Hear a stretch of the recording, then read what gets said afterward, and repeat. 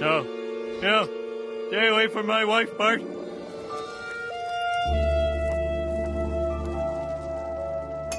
Darling, you're so much handsomer than my first husband. I may have the looks, but he's the trophy husband. He thought that trip to the guillotine factory was just for fun, but it was the perfect place to shoot him. That's the guy. That's the guy from my dream. All boys subconsciously want to kill their fathers and have sex with their mothers, right? Come, Father. Let us embrace at last. Wild as it may sound, this idea, known as the Oedipus complex, was a popular idea during the heyday of Freudian psychology in the early to mid-20th century. A boy's best friend is his mother. The term was inspired by an ancient Greek tragedy written by Sophocles, where the main character, Oedipus Rex, cast out from his family at birth, accidentally kills his father and marries his mother. And when he realized what he'd done, he gouged out both his eyes.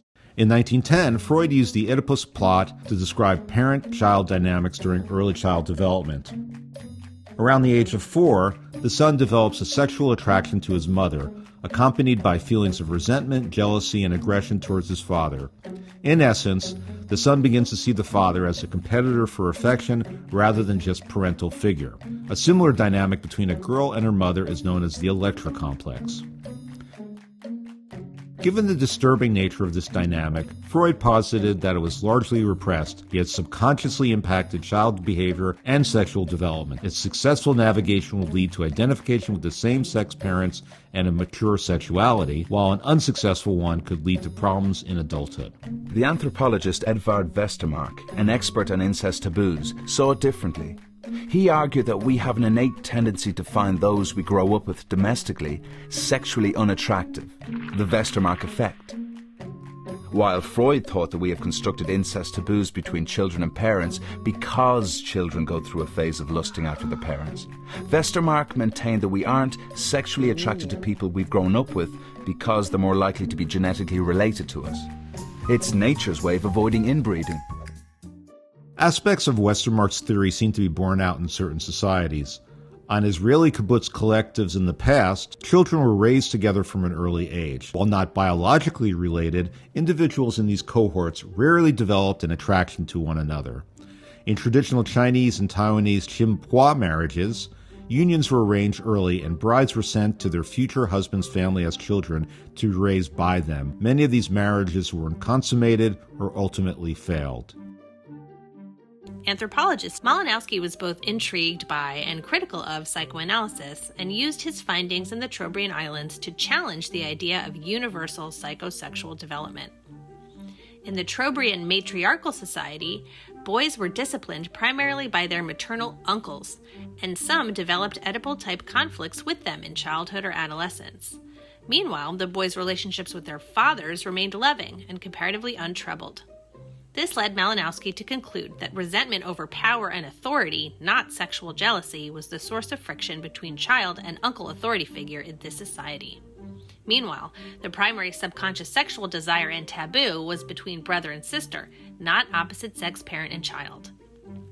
Ultimately, Malinowski concluded there could be a variety of family complexes, and the Trobriand complex was not Oedipal, but matriarchal.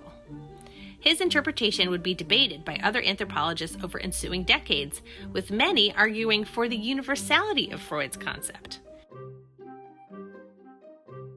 Alan Johnson and Douglas Price Williams went far beyond the Trobriands to collect 139 folktales from every world cultural area and every level of social complexity.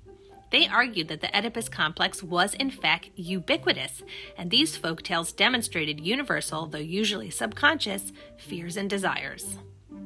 Johnson and Price Williams found the tales shared a common form of incest and violence, with one subtype featuring mutually desired mother-son erotic intimacy and father-son hostility, and another subtype featuring one-way desire from father or son to daughter, and mutual assistance and support between mother and daughter.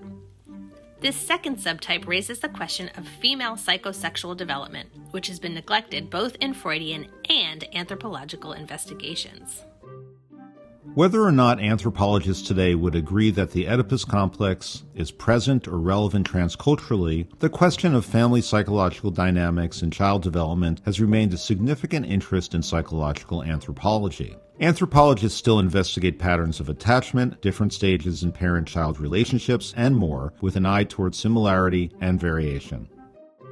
What trends in psychology loom large today in framing how people think about family dynamics and child rearing? How might you go about designing an anthropological study to investigate whether this dynamic is culturally specific or universal?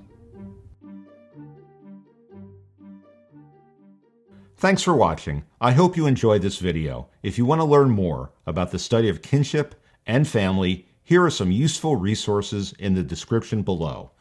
Don't forget to like and subscribe to get your regular dose of anthrodorphins.